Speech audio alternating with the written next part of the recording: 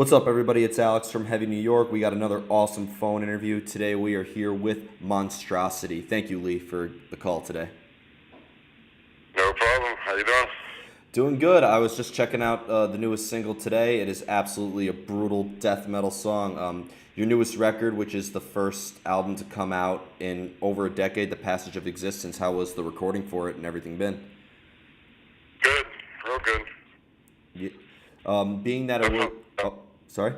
took a while, but yeah, everything went smoothly. That's good. Being It that just it took was... forever. Yeah. Being that it was over a decade since Spiritual Apocalypse, your last record, was this meant to be kind of just like a follow up to that, or like a fresh start for Monstrosity? Um, Both, I guess. I don't know. It's just it's the next album. We didn't really try to, pin it off of any other album necessarily. We just kind of do what we do, and that's what came out. Yeah. I mean, in the end, you guys are not to pigeonhole you by any means, but you guys definitely are like one of the death metal bands we all know and love. I'd imagine that you don't need to stray too far outside of a formula, right?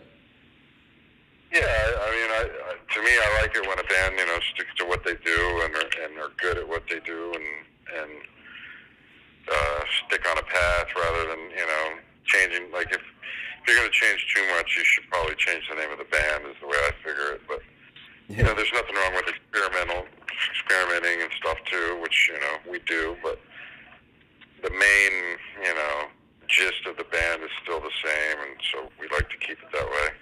Yeah. And being that there have been like a couple of lineup changes throughout the course of Monstrosity, has though working with many different members ever helped you perfect your craft or kind of experiment a little bit with some newer things? Definitely, definitely. For example, Millennium, Jason Morgan was a much better guitarist coming in. He just, the guy's phenomenal. So that stepped things up a little bit.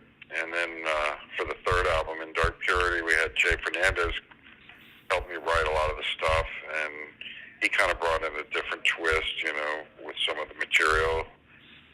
So definitely, yes. Yeah, which is awesome. Now, kind of like a similar question to what I asked previously, but with the passage of existence being so, it's been such a long time. I mean, I was 13 when Spiritual Apocalypse came out, and I'm 24 right now, and so a lot has definitely changed. Did maybe anything that happened between Spiritual Apocalypse and your newest record maybe help influence this one a little bit? Hard to say,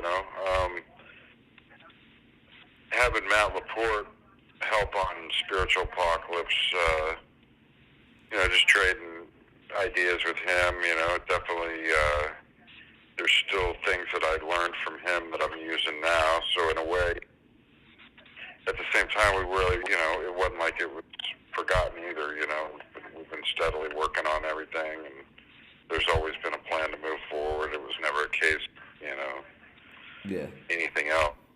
So it's just a matter of it just took longer, I don't really, have an answer for you why it took so long other than just, we're not in a rush usually, and we usually take 4 years between albums, so Yeah. it's, usually take a little time anyway, so it just seems to have been, time just kind of flew by on this one, it seems like. Yeah, definitely. Well, it's funny because we've interviewed a lot of death metal bands before. Like we just did an interview with Jungle Rot, and we did an interview with Dying Fetus, and a lot of them would say that like they can never stray too far from the formula. So anybody who were either listening to them back in the day, like during the early days, could appreciate them. But I feel like with this style of music that you like, if somebody who this may be their first time discovering you guys with the passage of existence, it almost seems like they didn't miss anything, right? Like you seem to appeal to older fans as well as attract new fans by sticking to a formula. Right, I mean, it's a little more musical probably than like the first album. Like more melodic? Yeah, I guess you could say, but that's just because we've learned more about, working with music, working with keys and working with, to me, that's just the regular, the natural growth of the band. Yeah. Trying to keep it going, moving forward. So Yeah. Well, is there like ever when the band kind of sticks to a formula, is there like a part of like I'd imagine if you have a sound that people know and love, does that at all make it kind of harder to like uh, progress in terms of your style? yeah, no, I guess sometimes I guess you could worry about straying too far, but for the most part we keep it pretty brutal. So we like what we know that the fans what they're gonna like and what they're not gonna like for the most part. Awesome. And And one. we do it. Oh, Right? So we'd like to stick to kind of what The idea is that if we like it, most likely the fans will like it. yeah. And one other thing that I really wanted to bring out, talk about, is because I've wanted to talk about this for a long time because you guys are definitely what I would consider to be one of the Florida death metal bands, along with bands such as Morbid Angel or Death or Obituary, Deicide, you name it. And I was always like curious, were you? I know that you guys are from Fort Lauderdale and not from Tampa, but there's not much of a difference in terms of the death metal scenes there, right? Well, actually, I live in Tampa, but we started the band in Fort Lauderdale, so you're right on that. Um, yeah, it's become kind of. I mean, Tampa's more like, especially back in the day, the bands were signed up there kind of first, whereas like Malevolent, Monstrosity, Cynic, those bands ended up like driving up to Tampa and kind of like meeting the bands that were already doing things, and most importantly, meeting the people that were at Morrisound Studios, which is where the albums were being recorded, and that's kind of to me the home base of like the whole scene. That's kind of where what made the Florida scene so big. Is the fact that there was this killer, in the Tampa area. So, actually, the studio is kind of the important thing for me personally. But I think the reason why the bands from Tampa were ahead was because they had that studio right there. And they were already recording like master quality, things right out of the gate. Well, I mean, I was curious to would it have been easier to like start a death metal band down there because of everything because of all the history of death metal down there? No, I mean, but if you miss the wave, you kind of miss the wave. Like there's certain bands that, there was probably a time when I said, Dan, like, if you're a death metal band, you're, pretty much going to get signed, any kind of mover or shaker at all. Talk on the phone a little bit, you can probably get a deal. Then at a point, it became a hindrance, you know what I mean? Oh, Florida death metal, all the bands, like, it's kind of like the cream of the crop, always rises to the top, and you got your, kind of like in any scene, it's like, imagine like moving to Seattle to do a grunge band, unless you're Soundgarden or Alice in Chains, it's just going to be hard to make a name for yourself. It's kind of the same thing in the Florida scene, whereas maybe in the beginning at first there was like an advantage to that, but I think ultimately it becomes a disadvantage at some point because you have to, you're never going to get past these first characters, the Obituaries and the Morbid Angels. It's hard to break, and I even had a famous record exec tell me, it doesn't matter how great your band is at this point, it's probably about 96. It doesn't matter how fast or how great or how perfect or how awesome your band is. The fact remains that the labels just aren't. They're looking elsewhere and they're signing bands from elsewhere just because it's been worn out. It kind of got tired. Like anything. Something becomes popular and then everybody else wants to grab onto that one thing and they end up wearing it out, and it just kind of that same kind of thing happened in Florida, where it's just bands got to a certain level and then there's nowhere else for them to go, to go farther. Kind of. Well, was there ever We can kind look of at it two ways, was there ever kind of like an oversaturation of it? Because I mean, being that there was Definitely. Death and Morbid Angel and like Deicide and Obituary, I mean, you could consider them to be like the big four of death metal, and like, and then Sure, everybody. and kind of all the other bands have, are just derivative of that. It seems like the up and coming bands, like nobody else has taken it like to where they're like actually more original or more anything. You know what I mean? Yeah, I feel like Under Oath was kind of the band. I mean, most death metal fans would hate this band, but like Under Oath was kind of the band that like stood out in that whole thing, having singing and screaming and all that. Right, but then that's something different. You know what I mean? To me, that's not Florida death metal. It's something else. Yeah, and Um, what? I don't. No, I can't. Say particular in that band. For example, but I mean, I'm sure there's great death metal out there, and there's some great bands that come from like just podunk cities, that nobody's ever heard of. Yeah, But as far as like coming, like it used to be, bands would move to Florida to try to make it, and you just don't see that anymore because it just doesn't work.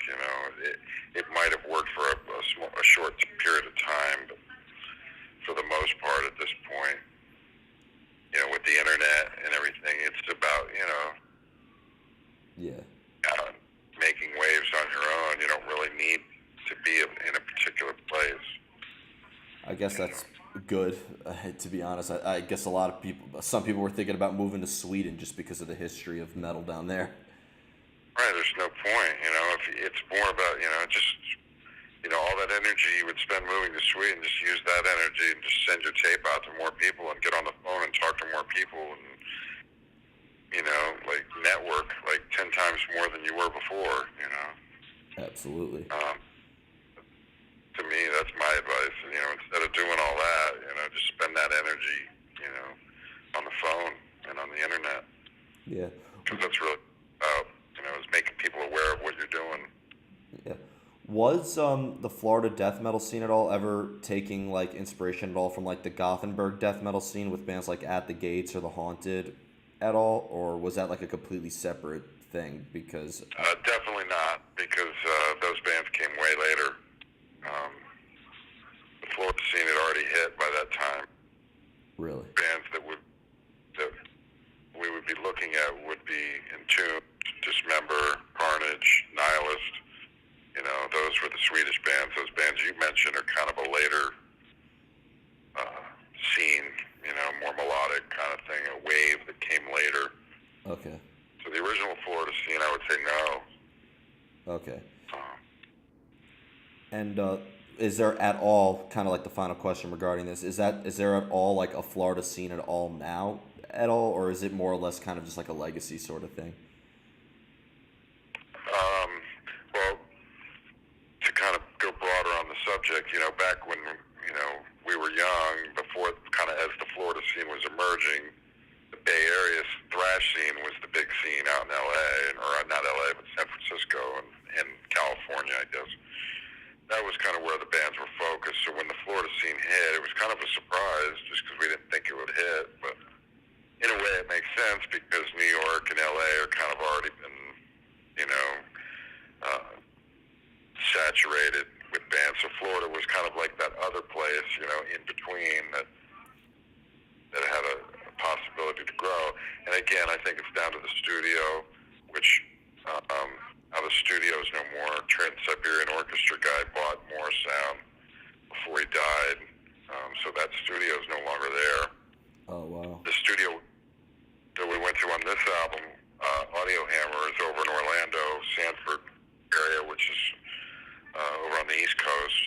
So it's a little farther for us to go, to do that, and, to do the recordings and stuff. But we're really happy with the end product, so, whatever it takes as far as that goes. But as far as the actual scene, it's kind of always been the same, like 200 to 400 bands, maybe 500, depending on, if there's like a big, tour coming through. Yeah. And, out of those people, you see a lot of the same faces year in, year out. And then some, some come and some go.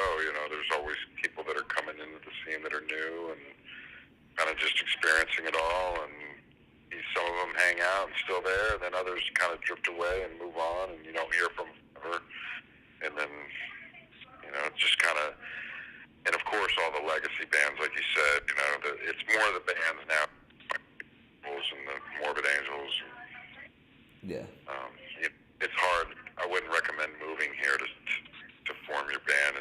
band popular, like I said, you're better off just energy on the phone or on the internet, just printing more, copies of your music or whatever to send out to people to make them aware.